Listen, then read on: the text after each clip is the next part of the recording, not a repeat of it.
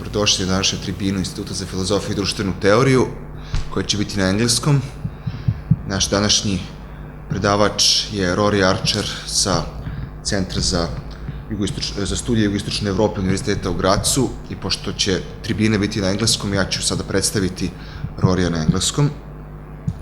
So our today's guest is Rory Archer from the Center for Southeast European Studies of the University of Graz.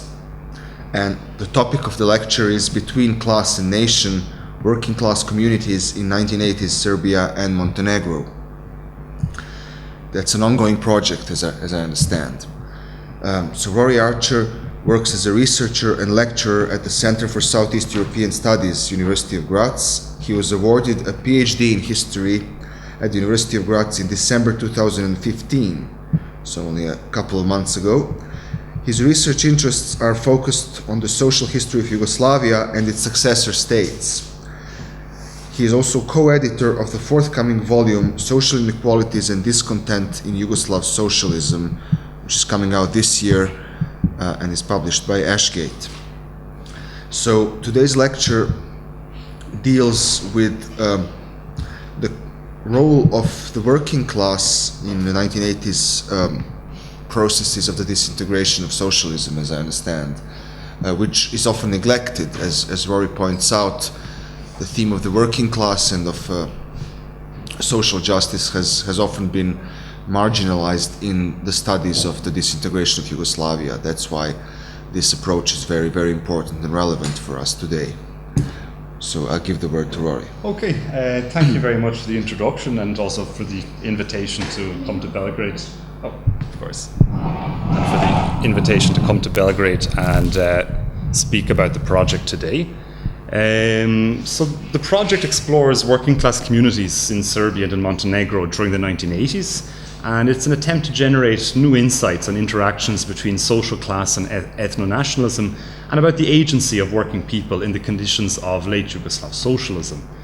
I work on this project with my colleague Goran Music, who unfortunately can't be here today, but hopefully he'll be able to speak to you at some other occasion, perhaps here later in the year, next year. We work on this together.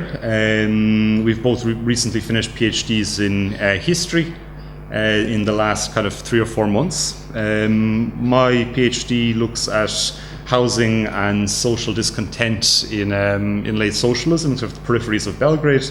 And Goran's study is on the automotive industry in Rakovica here in Belgrade and in Maribor in Slovenia. So it's a kind of longitudinal study looking at these case studies. And this project kind of emerged from, I suppose, common research interests and also complementary approaches to these. The project is led by Florian Bieber at the Center for Southeastern European Studies in the University of Graz. It began in October 2014 and it goes on until October 2017. So we're kind of at a halfway point at the moment. So it's, I suppose, an appropriate time to kind of sit down, think about it, and present it to you. I should mention that this is the project is grounded in history. It's empirically driven. We're both social historians, maybe with some ethnographic leanings and some interest in sort of bottom-up and micro-history focus. But obviously, there's this topic could be approached in many other ways, different disciplinary perspectives. But our own one is history, so I'll just keep this in mind when I'm speaking today. So today's talk has kind of 4 parts. So the first and probably most important and longest part is an introduction to the project. So I'll speak about the starting point, how it came about, the research questions we've posed, the particular levels of analysis that we're looking at, and in the 4 particular case studies. After this, I'll look at how we're conceiving of the Yugoslav working class, so in relation to the literature on other socialist states, then also trying to account for some of the specificities as a consequence of the particular conditions in Yugoslavia. And some of this is drawn from an article that we're preparing at the moment. The third part of the talk will look at how we're approaching the sources. So things like print media, workplace documentation and archives, sort of informal content that was generated in the workplace, and oral history interviews as well. And then by means of a conclusion, I'll speak a little bit about some of the directions of our research and some outputs. Please, if you need me to speak louder or to slow down or to tone down my Irish accent, please feel free to intervene. It's a fairly small... Switch to Austrian, German, no thanks. And given that we're a fairly small group today, it's obviously no problem to make an intervention if you need some clarification or to detail something. So to begin, I'll look at the starting points for the research. So I suppose the main point is the paradox of the non-study of Yugoslav workers. So even though Yugoslavia was a country which was officially built and legitimized through workers' self-management, studies of its final decade and subsequent dissolution generally failed to meaningfully deal with labor movements and with workers as a social category in general, which we found to be very curious. So a lot of literature on the Yugoslav controversies of the 1980s and the 1990s tends to be extremely elite-centered. There's a particular focus on high politics and dissident intellectuals and the personalities. And in terms of history, there's a sense of sort of reading history backwards, in a sense that sometimes there's a concern with historical events only in as much as they reveal something about Yugoslav state dissolution and war, in the sense that everything else kind of gets either thrown to the wayside or ignored, or else put into a framework which is only looking at how it's leading towards a path towards dissolution or war, and disregarding other aspects of this. In a sense, what nationalism has buried, as Anna Devic has termed it in an upcoming publication of hers. So we're kind of the view that the dominant approaches in the historiography of the Yugoslav dissolution events, and particularly events leading up to it, are actually very crude when it comes to the action of ordinary people, and ordinary workers and ordinary citizens. Workers in particular are represented as either innately prone to nationalism, or alternatively, maybe a more sympathetic view sees them as in some way seduced or tricked by wily nationalist politicians. But what these approaches both have in common is that they tend to disregard worker agency, and they approach workers as an extremely homogeneous body, as if there wasn't very little internal difference between individual workers as citizens or bodies of workers or communities. So it appears in a lot of this literature that the decisions made by the elite, as well as the economic and political processes preceding the Yugoslav catastrophe, or the catastrophe of its dissolution, remained immutable to societal forces. And so lost in the historiography are the attitudes, the responses, the resistance of the individuals and groups affected by these various transformations. So stemming from this, we also have a focus on the post-conflict rather than the post-socialist in terms of lenses to look at Yugoslavia and for approaching the recent past. This has been very well critiqued by social anthropologists who work on Yugoslavia or other former Yugoslav states. Some of them have drawn upon the work of Arjun Apadura in looking at this gatekeeping concept of ethno-nationalism, whereby a gatekeeping concept essentially limits theorizing beyond particular bounds and defines the quintessential and dominant questions of interest in the region. So of course in the region that we are concerned with, this is the idea of war, of elite-centered politics, and maybe a sort of correlates of this then looking at post-conflict transformation or peace building or external intervention, international intervention, which again all this is being increasingly critiqued by social anthropologists. But in terms of, say, contemporary history area studies, not so much. Now, there's a very rich body of literature on Yugoslav workers' self-management, in topics like social inequalities, political participation of ordinary people within the system, upon looking at social conditions, for example, education, the workplace, access to housing, elites, alienation of workers. And the vast body of this was done by Yugoslav social scientists in institutions within Yugoslavia. For example, researchers like Mladen Lazic, Župan of Sekel. There's quite a few edited collections by Mihailo Markovic, which have compiled these in different points, I think, throughout the 1970s, 1980s, right up to the 1990s. So this is a very very rich literature, and it was taken on already back in the late 1970s and 80s by area studies scholars. So this was really filtered into sort of international debates as well. It was by no means limited to discussions within Yugoslavia, and there was quite a scope for a kind of collaboration between these researchers. Now, because of the contemporary nature of what we are looking at, and that it's the 1980s, often history is not the most fruitful discipline to look for secondary material. And in fact, we're finding ourselves much more reliant on the work of sociologists, sometimes political science and area studies rather than history, simply given the contemporary nature of this phenomenon. Now, there are limits as well to the literature that we are looking at. In particular, there is a quantitative focus on a lot of the social science research from the 1980s. So we're lacking the kind of qualitative depth that's sort of inherent in a microhistory approach that we're interested in.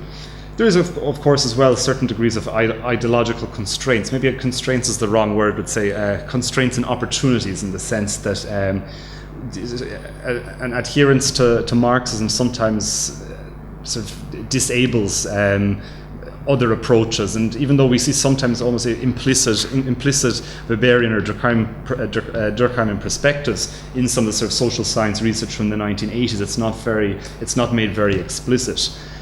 Perhaps more problematic for us is the failure to account for certain social groups, such as private workers, or privatnici, and other social categories. These are often sometimes considered to be, in some way, some kind of like a hangover, or not a very dynamic category, but in practice, as we know, in the 1980s, private business or privatnici was a very dynamic category, and very very broad, and of course in no way homogeneous, but very interesting, and has been, I think, rather under researched.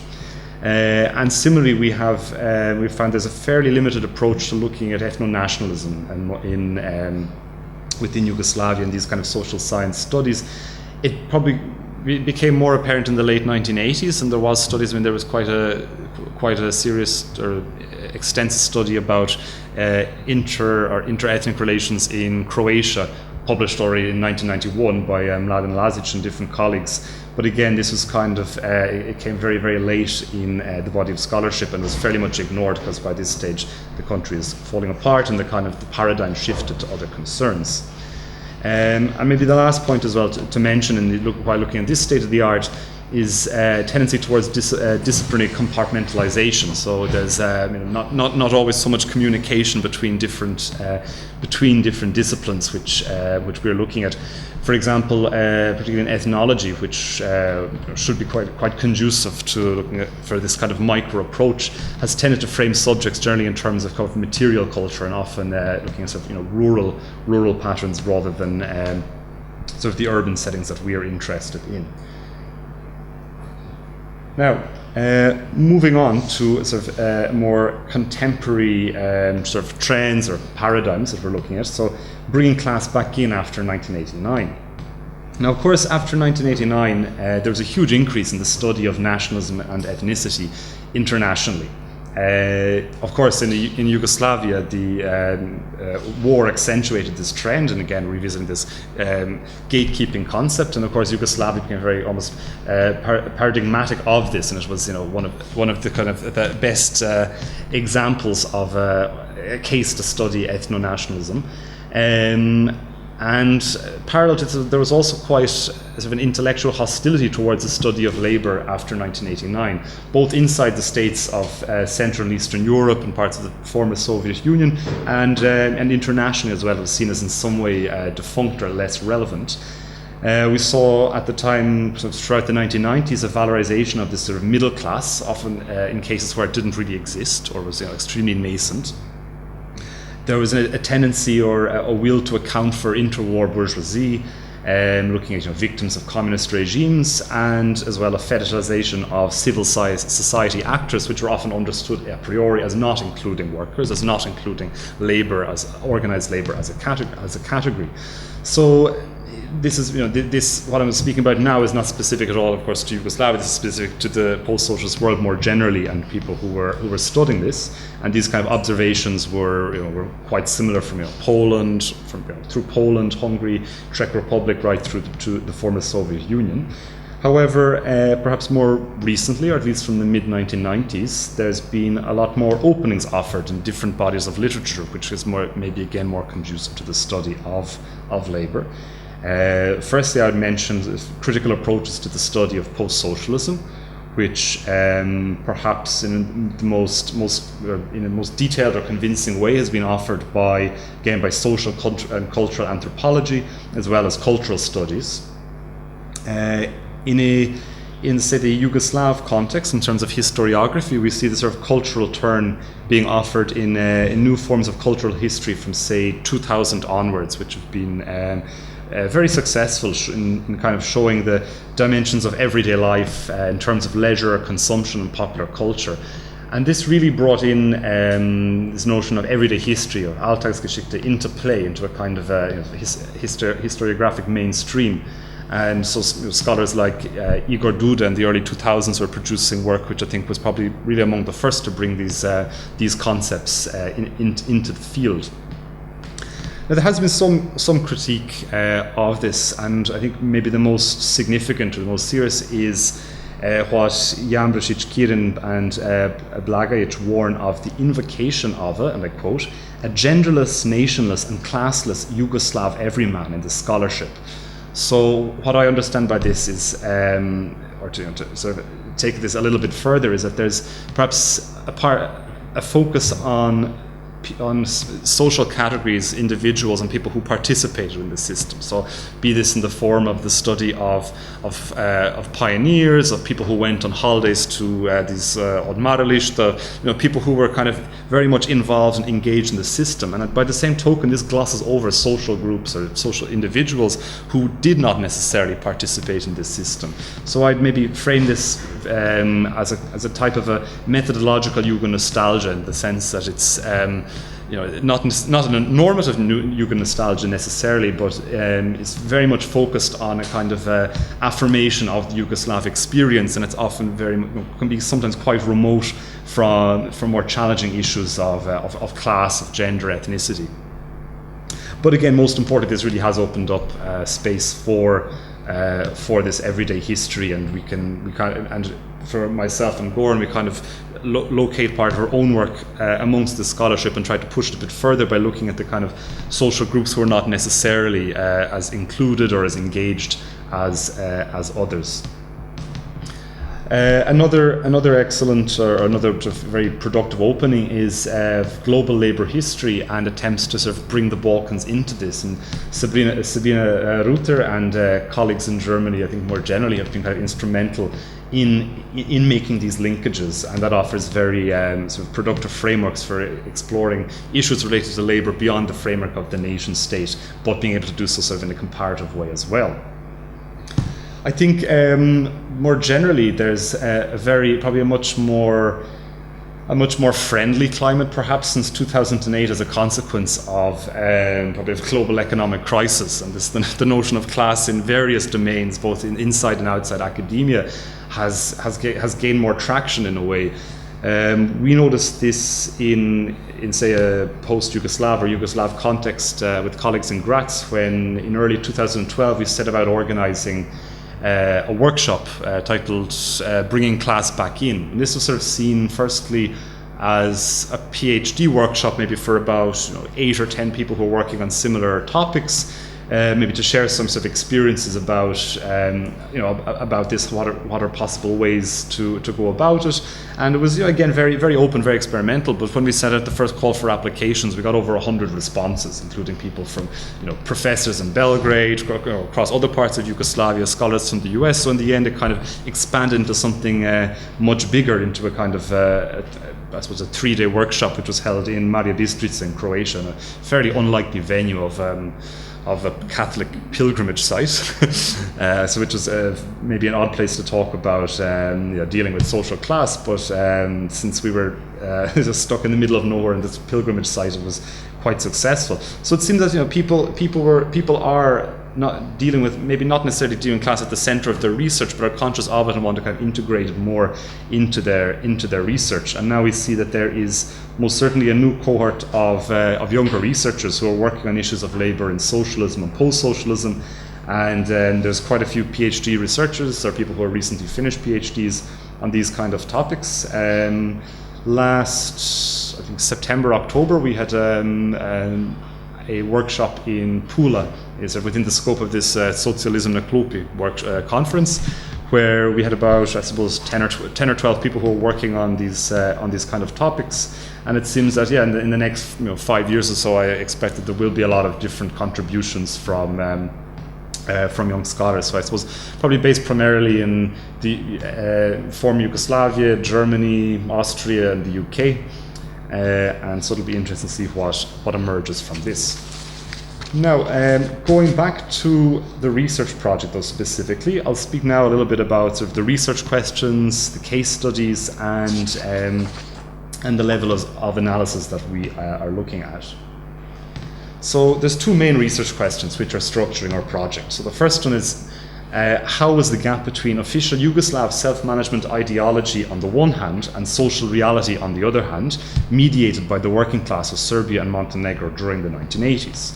So by this we're interested in the meaning of concepts which were widely used by elites during the period, for example, worker self-management itself and economic stabilization, these types of terms. And we're interested in what sort of meanings these held once they filtered down to the factory shop floor. So we're trying to probe in a sense of which categories dominated workers' descriptions of their social and political environment of the time, or maybe in other words, what might a class-informed glossary of terms of 1980s Yugoslavia contain? So we're trying to problematize the stability of concepts and categories whose meaning is often taken for granted and explore how these are embedded in particular local contexts. The second question posed is how did national or nationalist and social demands intersect inside the working class milieus or working class communities? So by this we're interested in seeing, are there particular ways in which social demands or discontent become nationally framed and vice versa? Or can we see kind of trends in this? We also want to see personal narratives of individual workers and former workers and sources from the domain of, say, the everyday. Do these simply reflect elite-driven political processes, or is there something different? So again, we're looking to see kind of the particular agency of workers within this. And of course, we're also interested in how factors like ethnicity, gender, regional specificities impact on the articulation of such demands. And we do this through the selection of 4 different case studies to work from. So we have we've selected 4 communities. The first one is down the road in Rakovica. So we're looking at the automotive industry surrounding EMR, 21. Maj, and the rubber factory Rekord in Rakovica. In Priboj, we're looking at FAP, which is very topical at the moment for all the wrong reasons. The third one we're looking at is Zrenjanin, and here we're interested in the textile industry. So this is centered around Udanik, Bege, Sloga, and Proletar, which from the mid-1980s were combined into one store, which was known as Textient. And the fourth case study is Nikšić in Montenegro, and we're looking at the steelworks there. Now, the reason we chose these particular case studies is, first we wanted to have a range of different industrial sectors. So we wanted to get some kind of variety. So within this, we have kind of textiles, steel, rubber, automotive. We're also attempting to get some degree of geographical diversity. So it's obviously we have one from the center, for the capital city from Belgrade. 2 rather different provincial centers. So one is, I suppose, from Serbia's north in Zrenjanin in Vojvodina, which of course already has a legacy of industrialization from Austro-Hungarian times, albeit somewhat limited. But the other provincial example in Serbia is from Priboj, which is again from Serbia's sort of internal south, so the fairly underdeveloped Sanjak region. And we also are interested in looking at factories which are considered to be in some way gendered. So again, we have this kind of it's probably most clear with this, textile industry versus steelworks. We also wanted to include some sites which were, say, particularly contentious in the late 1980s in terms of strikes and social movements connected to the anti-bureaucratic revolution. So in this sense, you have Rakovica and Nikšić, which were both very, very militant sites, as well as those which were less so, such as Priboj, for example, which, even though it did have meetings and strikes and protests, this happened kind of in a wave which was far behind that of centres like Novi Sad, Belgrade, Bačka Palanka, Titograd, Nikšić. And we're also concerned with trying to capture some degree of ethno-national diversity in the particular communities. I mean, arguably any industrial centre in the former Yugoslavia has a degree of so-called ethno-national diversity because of migration from different parts of the country. But in particular, Priboj and Sandžak and Zrenjanin and Vojvodina is maybe a little bit more clear in these terms. So for the project, while we do focus on these 4 sites, primarily, we also have a degree of flexibility in the sense that, in our own other research activities prior to the project and parallel to it, we've been looking at other sites as well. Gordon's done some very extensive work on TAM and Maribor, and so we're including that to a certain extent too in a form of, say, a asymmetrical comparison. I've also done a little bit of work on Pula and more limited work on Prizren and Suva Reka in Kosovo as well. So we're trying to sort of to maybe branch out a little bit, and if things are under control in a year or so, maybe we'll be able to include something from Macedonia and from Bosnia as well. But for the moment and officially, as far as the funder is concerned, these are 4 case studies. I probably forgot as well to mention at the beginning, this is funded by the Austrian Research Council, which is one of the main funders in Austria. And of course, one is always supposed to say that at the beginning of the presentation, but I think it's written down on the first slide. Okay, so for each of these 4 case studies, we are looking at 3 different but interconnected levels of analysis. These are sort of housing in the home, the workplace, and interventions in public space. So housing was, as researchers of state socialism are very much aware, one of the most persistent concerns of workers. And it was publicly discussed in the fora of the party state, in the media, and also in popular culture. But we conceive of housing from 2 perspectives. So the first one is housing as a consumer good in short supply, which was directly linked to one's occupation and workplace, and it also became very much a source of social contention in the context of the shortage economy, and it often pitted workers both against each other, but also pitted them against managerial and technocratic elites who got the lion's share of very cheap socially owned housing. So in this sense, housing can inform upon a much broader sense of discontent.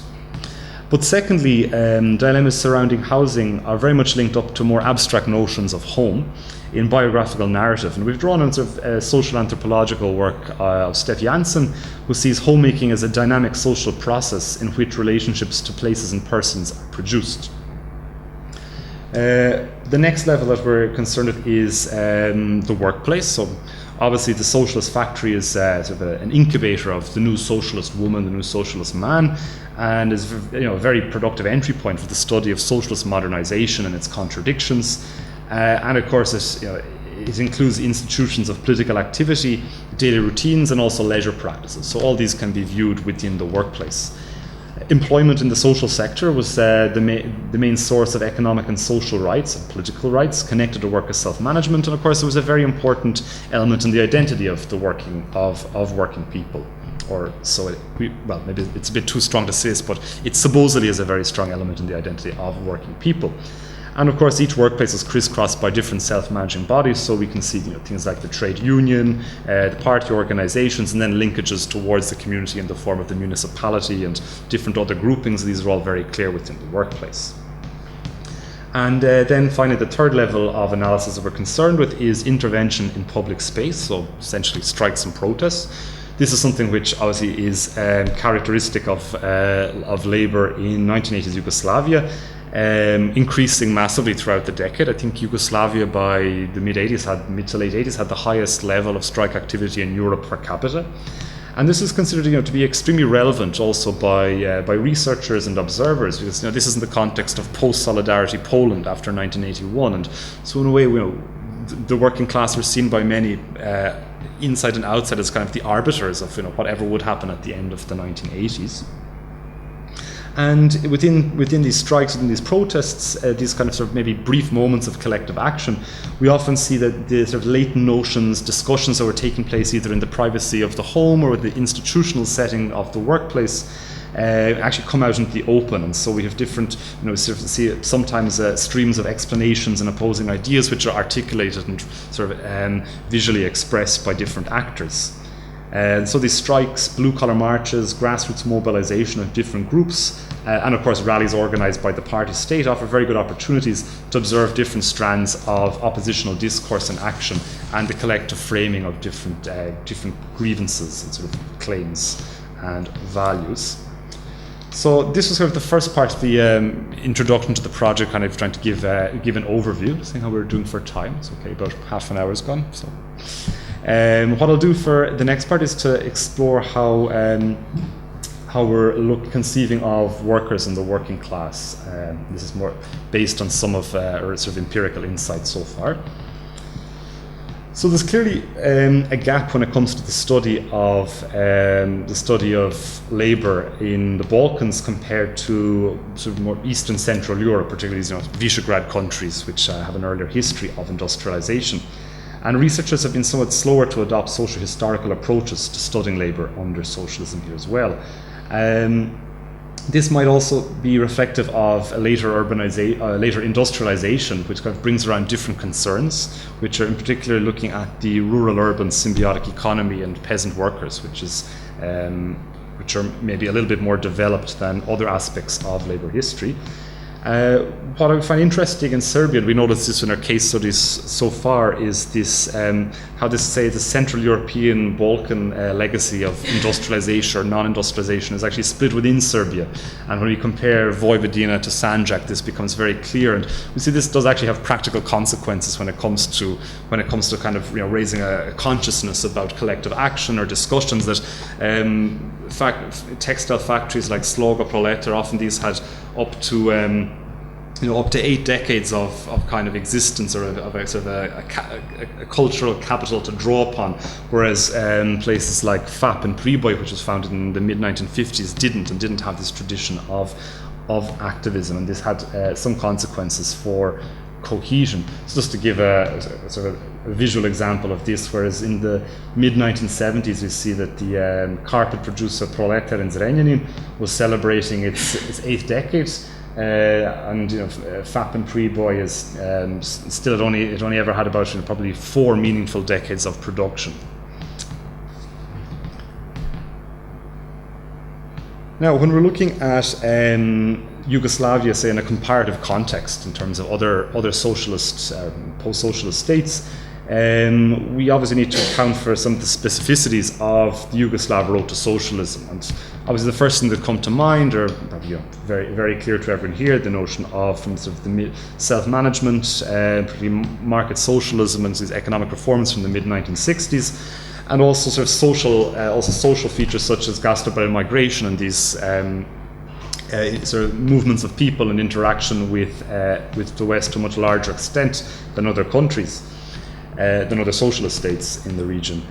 Another factor that we think is significant is that the economic command chain was broken at the level of the companies. So this has some kind of consequences as well, because the introduction of elected management and the freedom of autonomous business decisions in the market played a particular role, as did the management and work councils, which were able to build bases of support amongst their workers' constituencies. So in a sense, we've got different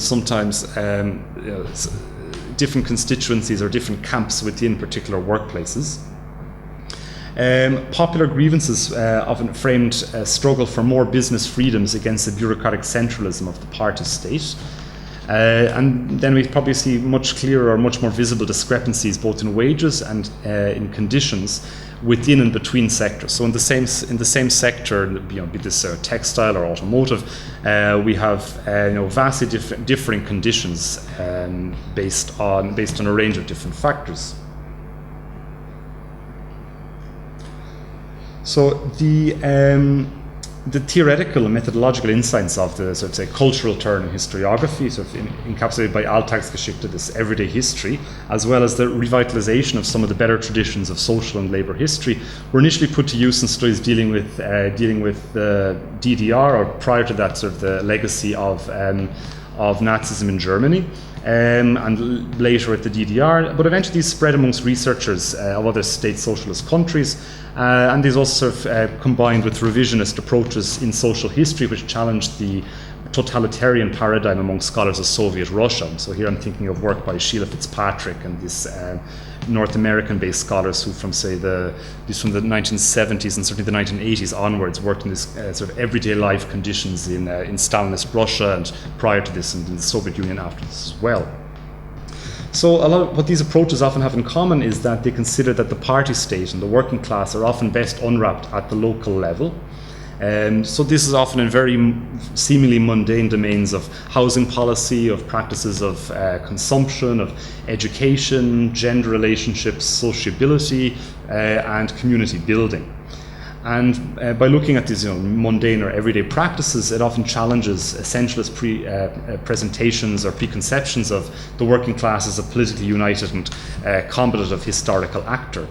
What it also does to try to avoid retelling these sort of cliched stories or narratives of the politically active, self-sacrificing, skilled male manual worker.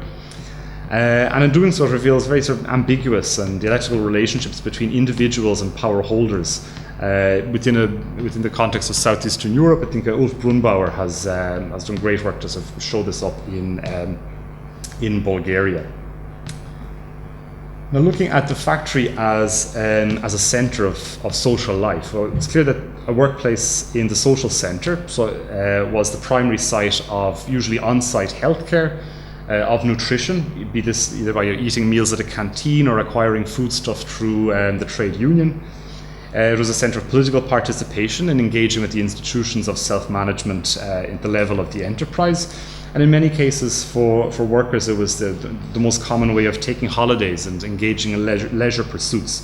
For example, by participating in workplace holiday camps, exchanges with other factories, using mountain resorts or summer resorts owned by the firm, or participating in different types of clubs for sports and hobbies. So in this way, we see that production and consumption are rather blurred in many cases. And for some workers, the factory was considered as a second home. Susan Woodward writes that employment status defined the identities, economic interests, social status, and political loyalty of Yugoslav citizens. One's place of work was the center of one's social universe. So I'll just show a couple of visual examples of this. These are taken from Fat Priboj. So you can see this kind of the site of immediate welfare provision of healthcare. Here on this side, you see some guy has sustained an injury to his thigh and getting that seen to, and there's probably some regular checkups here. These pictures that I'm showing, most of these were in the archive of Fat Priboj, which we were working in late last year, and a lot of these were blown up in big in kind of poster boards. So obviously this notion of the factory as being kind of a site of very broad sociability isn't something that historians are concerned. Obviously people within the factory are aware of this too, and in a sense are trying to portray this.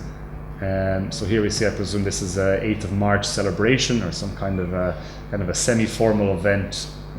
There are mostly women around the table and some drinks. The picture isn't great here, but again, some celebration. Unfortunately, none of these photos were marked. They were just all in a heap in the rather chaotic archives. Here we see again, chess playing, sports competitions, football, and so on. On the one hand, here we have a rock concert which is organized in the premises of FAP, of the factory, and they're actually performing on one of FAP's trucks. And then on the other side, of course, you see housing, again built by FAP for its workers. It's a great photo. This is a production of Swan Lake, which was held in Priboj, again within the perimeter of the factory, on two trucks with a stage set up. I think this is probably the late 1960s that this took place in. And do you know which company this was? FAP. No, I mean the performance. The performance, I've no idea. No, unfortunately, all of these photos were in complete disarray. I'm going to speak a little bit later about dealing with sources and accessing. It might be possible to find out through. There's a fairly active photo club from FAP, which still has a Facebook presence, and but I didn't come across it either in the archives or so far. There's a big difference from kind of the mid-70s onwards with the law on associated labour. Things are often much better reported in factory newspapers and in archives. There's a much more of a concern with this sort of informissanje. And so from then onwards we have a lot more material. I mean, the closest performing company that would be able to perform Swan Lake, the closest to Priboj would be National Theatre in Belgrade. Mm-hmm. Yeah. It might easily be. Yeah. Mm-hmm. But I wasn't aware that they were doing this kind of performances so far away from Belgrade. Mm-hmm. Yeah, it could have also come from Sarajevo, perhaps. Sarajevo is a bit closer. And then this is a picture I saw recently from the FAP Informator, which is like the factory newspaper. And it was an incident where fans from Sloboda Čačak caused some disarray and ended up burning the flag of FAP Priboj. And this is covered in the newspaper as a terrible act of hooliganism and unhealthy rivalry. So again, just to give some sort of an example of the kind of the commitment according to one's workplace. But again, not to overstress this and to fall into this maybe trap of this methodological Yugo nostalgia. We've also noticed, quite a degree of differentiation amongst workers. What I'm going to try to present here with this slide very briefly is maybe a little bit too dichotomous, but I just want to stress that there's maybe we can look at two broad or very general groupings of workers. So on the one hand, we have those who internalize the ruling ideology, in the sense that they sort of embodied the model of Yugoslav socialism. These often tended to be older workers or workers who entered the workforce in, say, the heyday of the late 50s and 1960s. They were often male, often skilled workers who were very well integrated in the local community. Often this depended on accessing socially owned housing and be able to create sort of a stable family life quite close to the workplace, and then participate in the different institutions of self-management. On the other hand, we see the presence of less integrated workers. These are often more recent migrants from say the south and east of Yugoslavia. They were often less skilled and considered themselves to be felt a lot more alienated from decision-making processes. They often tend to work in more economically vulnerable sectors. Often this was feminized labor. These were women. Often the living conditions were rather insecure. And again, this access to social housing is a very crucial factor. This is not to say that there's two types of workers, those who are in and those who are out, but again, just to stress the kind of diversity between the workers, and these are kind of two trends which are emerging in the research. Well, in all of the case studies, wherever we look, these kind of these things are taking place. A kind of a leitmotif from both, say, in historiography and more generally in discussions of socialist modernization in Yugoslavia, this notion of having one foot in the village, one foot in the factory. What I would argue is that I think sometimes the representations of this are kind of done in a cultural way, in a sense that workers who came from the village or maybe not culturally equipped to deal with city life. But what I would stress is the economic necessity of this, and the fact that this was often promoted by the employer, by the firm to a certain extent, to kind of keep the social peace. So we see a lot of a kind of a tolerance towards people taking extended sick leave to participate in harvest, or people borrowing tools and materials from the workplace, or taking time off to build one's house, say often illegally in city peripheries.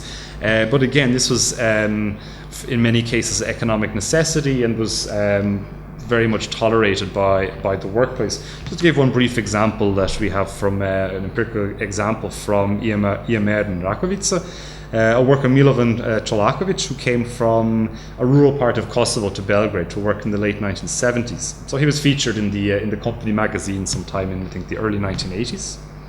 And he described in this, was one of these human interest stories, where he described how after years and years of subletting rooms around Belgrade with his family, and very bad conditions, without proper sanitation, without indoor toilets, being taken advantage of by unscrupulous landlords, he decided to build a house of his own in a village around in the outskirts of Belgrade. The house was not yet completed, and different parts were added each year thanks to the physical labor of the extended family and neighbors. He and his wife and their 2 children occupied the first floor. The second was left for his mother and younger brother, and to be completed over time. Like most workers, the family couldn't afford a car, and they depended on very sparse public transport which was available between that village and the workplace. A lot of the foodstuffs for the household were obtained through the trade union, which had subsidized prices. It wasn't mentioned in the article, but like many of his peers or many of his colleagues, he probably also raised domestic animals in the garden, like pigs or chickens, and grew fruit and vegetables in his spare time. Then the party state and factory management tended to tolerate these occasional absences and lower work efforts as peasant workers engaged in subsistence farming. This had the function of lowering wages, and it also eased the pressure of scarce goods and services both within these urban settlements, but also within the workplaces themselves as well.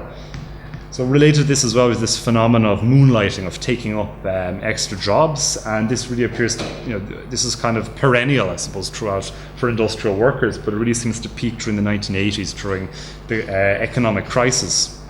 And we see from a sitting of the Central Committee of the League of Communists of Serbia, which was worrying that workers were essentially going to have to give priority to their supplementary jobs, and the factory work would be reduced to a side activity, which in effect happened, and we see this throughout the late 1980s, but even more so, of course, during the 1990s, when factory jobs are kind of just, in many cases, just a means to hold on or to access social welfare and healthcare, whereas actual people's means of living was made on the side somewhere else. So looking at the working class in crisis. So obviously we know that workers were attributed a huge degree of symbolic capital within the state, but they were increasingly marginalized in practice. And we see from sort of 1979 onwards falling living standards and a reduced participation in self-management institutions. I mean, we know that the sort of overall numbers of party membership, I think, peaked sometime in the late 70s, possibly even early 80s. We see that worker membership was really falling off. Even during this time, it was one of the fastest ones to go, particularly for those who were unskilled. Bogdan Denic writes that the kind of class solidarity which is being fostered in the workplace amongst blue-collar workers was being reinforced in increasingly segregated residential neighbourhoods, leading to an increasing us and them attitude which pitted workers against the communist politocracy and its technocrat allies. What we see in the late 1970s and in the early 1980s is kind of a new geography of poverty. So in this period, the amount of urban poor from 1978 to 1983 increased by about 800,000 people. Now, at the same time, this in itself is maybe not too striking, but this was sometime, I think, in 1981 or 1982. In absolute terms, the numbers of poor people in Yugoslavia became, for the first time ever, an urban phenomenon.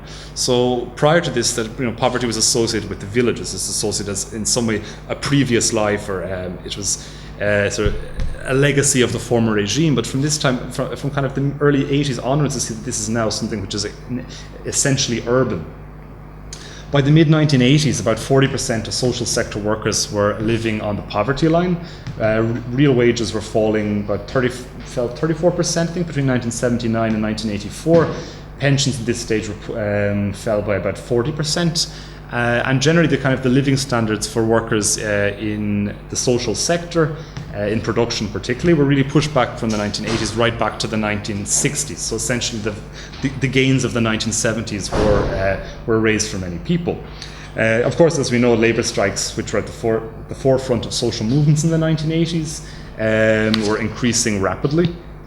And again, not only in Serbia. I mean, there's a tendency, of course, for us to think only in terms of anti-bureaucratic revolution, but there's enormous protests happening right around the country. From the most extensive probably was Labin in 1987, I think. Also, Breza in Bosnia in the late 1980s was notable as well. Now, to finish up this very brief introduction to sort of discussions about workers, I want to revisit the notion of class and national identities, to kind of put forward a couple of very tentative, say, preliminary findings or assertions, things that we're fleshing out as we continue this research.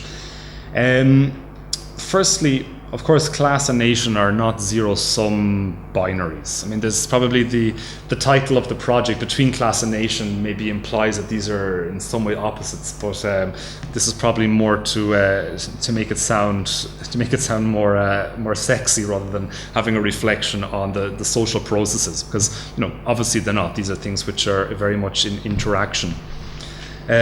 Both nations or nationalities, arguably nationalism, was deeply integrated into the Yugoslav system. We see very much in parallel to social class. I mean, constitutionally, we have a dual sovereignty of both class and nation, and in official contexts, Yugoslavs were addressed as the working class, the working people, radni narod, nations and nationalities, and these are almost in the same breath.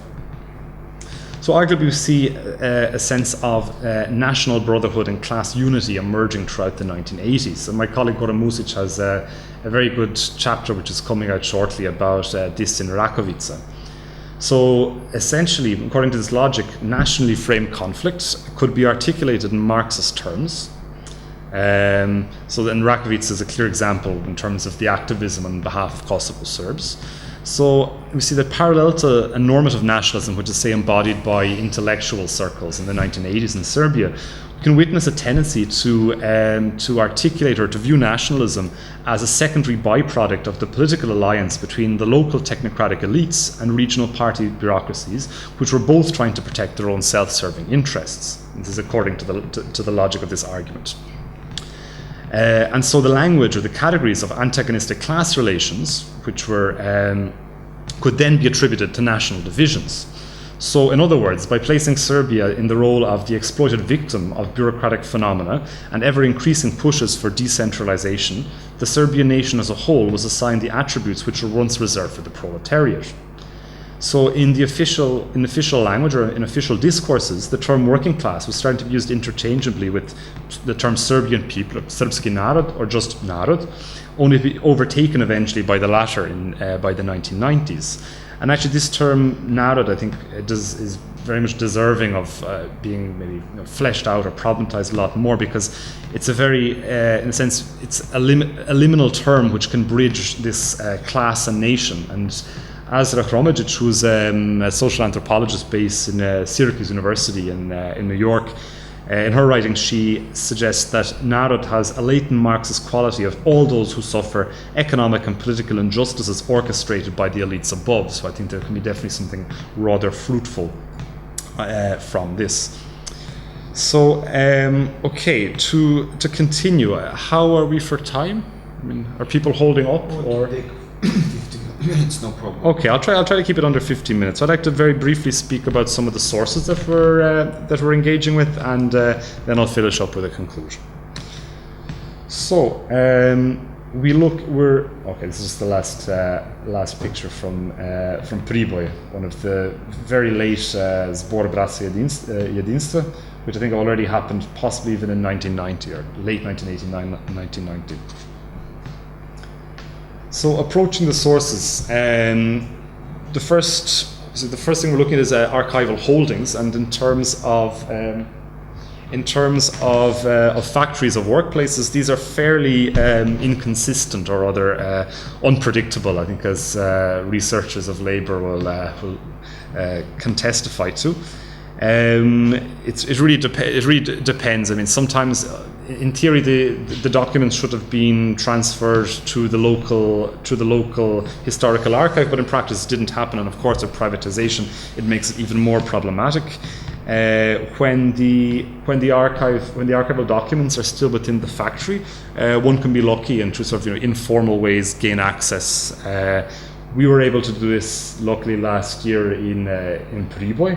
As you can see in the picture here, it's fairly chaotic. But we were able to go through some of the documentation. Interesting, the picture of Tito, which is on the floor here, disappeared between our visits, so it was put away somewhere else. But of the sources that we did, that we were working with in Priboj, we did find that a lot of them are biased towards management, in the sense that we were looking at what we were hoping to find was sort of traces of the discussions that were held, but in fact what remains often is simply the decisions. So while there was different consultations or different these from like Zborovi and these which in theory there should have been some kind of documentation, or there certainly was documentation taken, this usually wasn't kept. So unfortunately we have just the very kind of dry management oriented sources.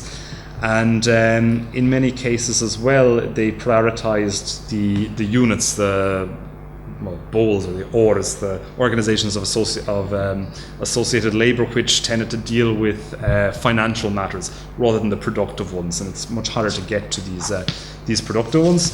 But it is also worth looking at some of the municipal party and trade union records as well, and often these are kind of interspersed. I mean, when we were going through the materials in Priboj, we found within FAP, we also found documents from the local party and trade union as well, which had somewhere found their way in there. So it can be very much sort of a surprise. Print media is also we find extremely useful, particularly the kind of human interest stories that one can find there. The kind of the I voice, which informs a lot of everyday history, is evident in the press, at least from the 1960s onwards, and particularly in the 1980s. And I'm very much inclined to look at these kind of not only daily newspapers but also magazines, things like Bazar and Sabor, and these kind of publications have rather interesting perspectives as well. But probably the most important, the kind of the bread and butter of a lot of our research, and I think we spoke about this at this workshop we had in Poole in September, is using workplace periodicals, because from kind of 1976 onwards there was an impetus to regularly produce a periodical, which is kind of a semi-public, semi-internal document produced within the workplace. It was regulated by the law on associated labour, which obliged the firms to provide regular, timely and truthful content to workers in an accessible manner. So on the one hand, it's kind of forms a space for mediation between the kind of very dry discussions of production, this kind of top-down economic concerns with everyday life as well. And so there's a lot of reports on things like housing, on healthcare, on social issues of the time. I mean, already we see in the 1980s issues like HIV/AIDS emerging, and it's quite interesting to see how the kind of the scope is much broader than only the factory itself. I mean, of course, one has to keep in mind the types of the role of censorship, but this was tackled quite relatively honestly by these publications.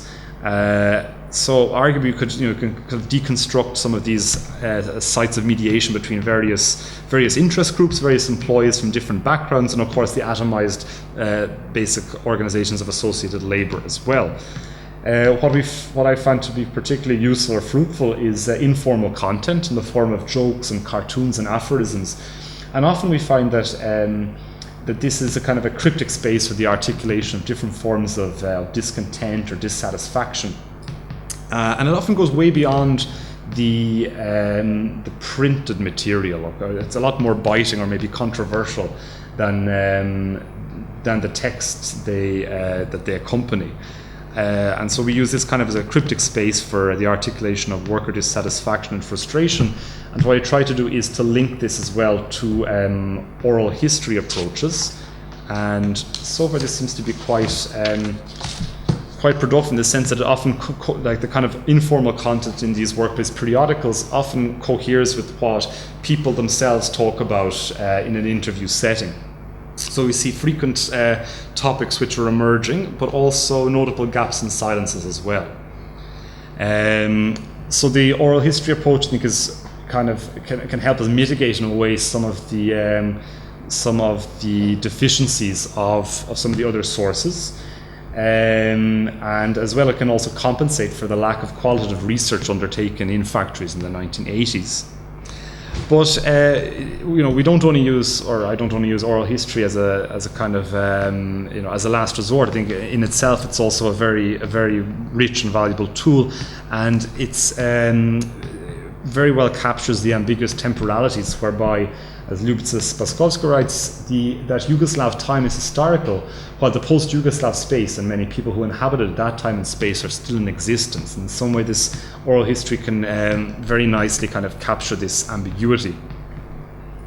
And of course, as well, it's also it's an important tool to capture the experience of groups which maybe were marginalized, or phenomena which were marginalized in the workplace. So particularly when it comes to things like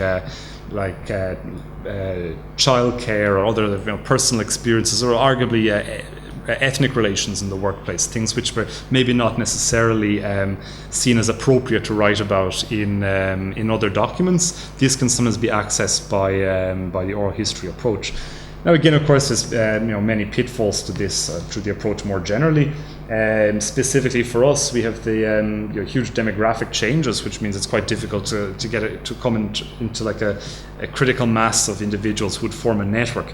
In a site like Rakovica, people have come and gone. It's there's not one site where one can very easily make these kind of contexts, and that really demands a kind of ethnographic approach and a commitment to stay in a location for months at a time to build these networks of trust.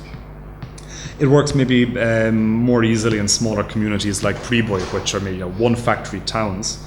But a second factor as well is a notion of post-socialist nostalgia, the downplaying of coercion, which is notable across the former socialist Eastern Europe, whereby workers readily downplay the state's past coercion to look favourably on the security and enable features of socialism. And David Kideka is writing this on Romania, but this also rings true, I think, for the Yugoslav case as well.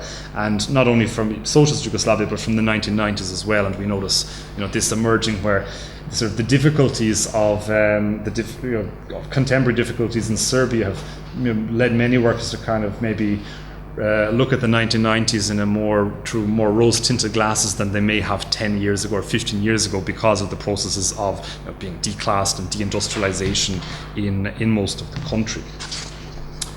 So with this, I'll just finish up by speaking very briefly about some of our activities, or some of the directions or outcomes of research. One, in addition to our research projects and undertaking this fieldwork, another kind of remit we have is to help contribute to a network of researchers on labour and everyday life. And so far we had our first workshop in Pula last year. We're now going to be participating in ASN, the Association for Study of Nationalities, in New York next month with colleagues who are working on post-socialist teams who are mostly based in North America. We'll do something similar for ACES in Washington, D.C. later this year. And we also will plan some workshops for later this year, hopefully. Probably most likely something will take place in Serbia, and the year after as well. And these will usually be like fairly small informal workshops, but we would hope to be able to have an open call and to include researchers with differing perspectives in terms of their scope, the discipline as well. And of course, yeah, we're also interested in further collaboration with researchers who are concerned with the post-socialist era.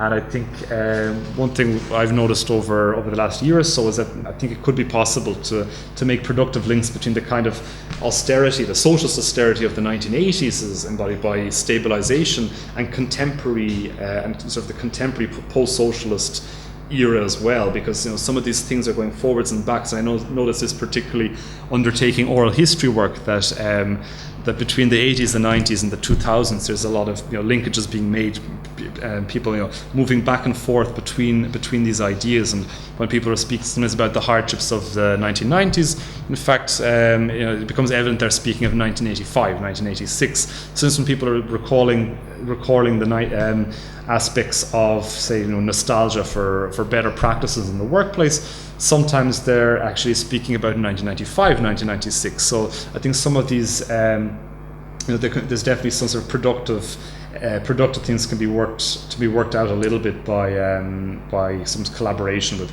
researchers working, I think, in post-socialism as well, rather than having this kind of divide, because in practice this doesn't really seem to be there.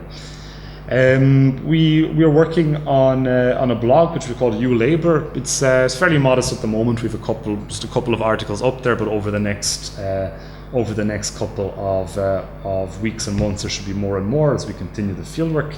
In terms of the production of text, our immediate task is to explore the logic of the anti-bureaucratic revolution in local settings. So we've sort of done this more or less, or Goran has done this very nicely for Rakovica, and we're now working on this in Priboj and in Zrenjanin. And of course, the dynamics taking place there look very, very different than they do in Rakovica or in downtown Belgrade or in Ušća with these big marches. And so this should be emerging sort of within the next year or so. Hopefully we'll be able to publish some work on this. And yeah, just to finish up, I'd just like to maybe to plug a publication which will be coming out in the next couple of months, I think in May. It's an edited collection called Social Inequalities and Discontent in Yugoslav Socialism, and it's edited by myself with Igor Duda and Paul Stubbs. And so it's it's a modest volume of about 10 contributions, which are looking at different aspects of the life in late Yugoslav socialism through different topics. For example, education, housing, sort of the rural experience of Kosovo, sort of micro studies in a broader context of the kind of social inequalities and discontent which were also inherent to the Yugoslav experience. And so, okay, I think with this I can finish up, and I welcome some questions and critique and perhaps even some help, who knows. Thank you.